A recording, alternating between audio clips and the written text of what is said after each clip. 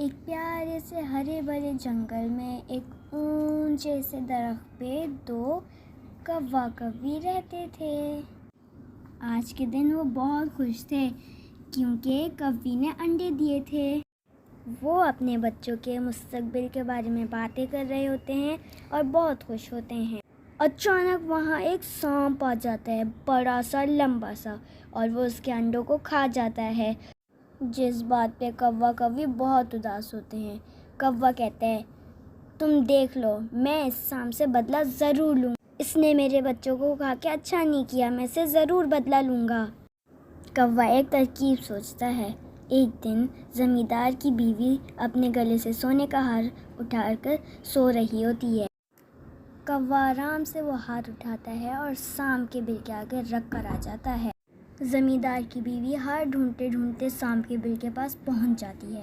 زمیندار کی بیوی جیسے ہی اپنا ہار دیکھتی ہے، سانپ کو مارنے لگ جاتی ہے اور وہاں سے اپنا ہار اٹھا کے چلی جاتی ہے۔ کوا کوی بہت خوش ہوتے ہیں کیونکہ کوی نے واپس انڈے دیے ہوتے ہیں اور اس بار ان کے اوپر کوئی خطرہ نہیں ہوتا ہے۔